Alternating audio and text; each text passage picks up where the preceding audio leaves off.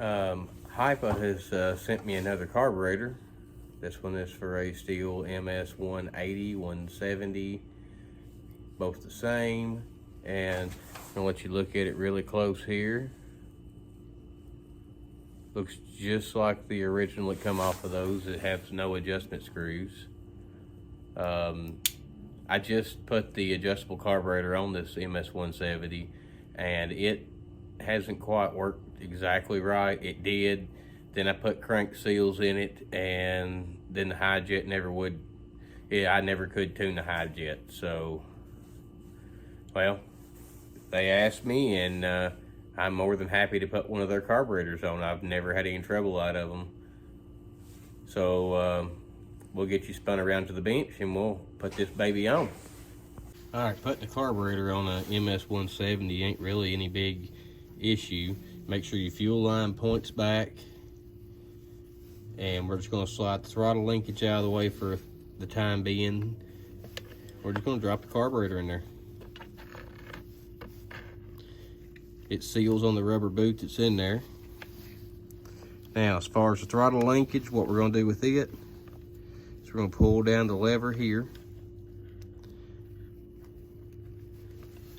and it actually hooks into a groove on the carburetor itself, right there, that little notch. You don't have to pull the carburetor out, don't have to pull the handle apart just to get that linkage off. So then we'll take the fuel line and we'll go ahead and push the fuel line on.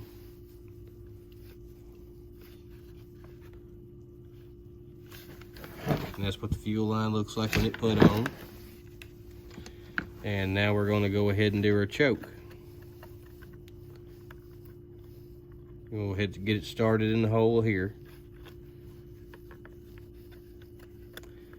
I'm going to go ahead and put my rod, my kill switch and all that. You got to lift up that metal tab to get everything to clear.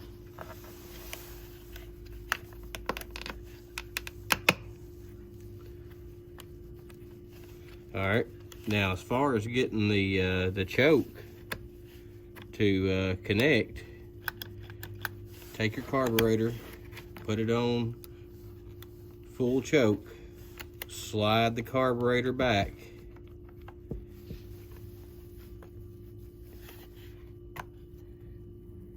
and that little arm should pop right on there. It's not wanting to, it's not wanting to cooperate, but yeah, that's the way it is when you put something on camera.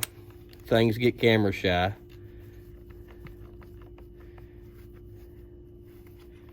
So what we're gonna do is pull this carburetor back out just a little bit. And I may just go ahead and unhook the throttle linkage again. I know it was already hooked up in there. So we're gonna go ahead and pull the choke off, unhook the throttle linkage, pull the carb back,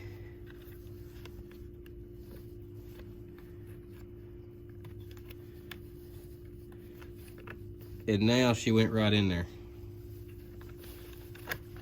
Then stick it back together. Pull down on your linkage, on your carburetor, and just line the throttle lever up with that notch. It hooks right in there. Choke's on. All right. And they come with a gasket. We're gonna go ahead and put the gasket on the outside here, in between the air filter air filter box, or whatever you want to call it.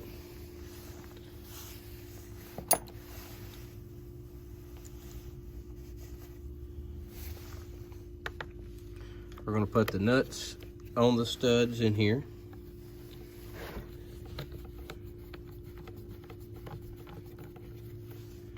I may actually have to take that thing off and get down here and get a straighter shot on it.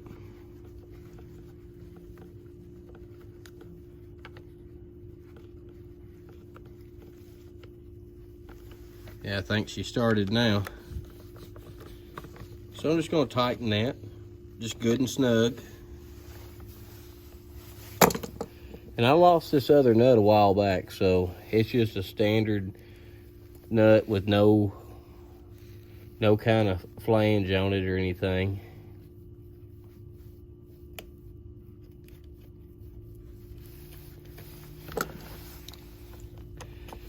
Just get it started, tighten it up. The next step is to actually start this thing. We'll go ahead and drop the cover on it. Cover's on. That all works, so let's get her started. All right, guys, turn the switch to run. We're gonna full choke it. Then we're gonna go to fast idle.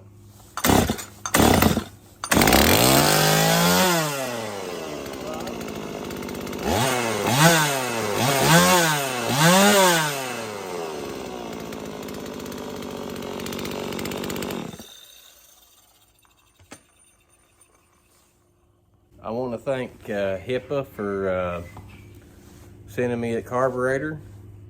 Worked like a charm. Out of both carburetors I've got from them, I've not had to do anything to either one of them. They've worked flawlessly from the first point I put them on.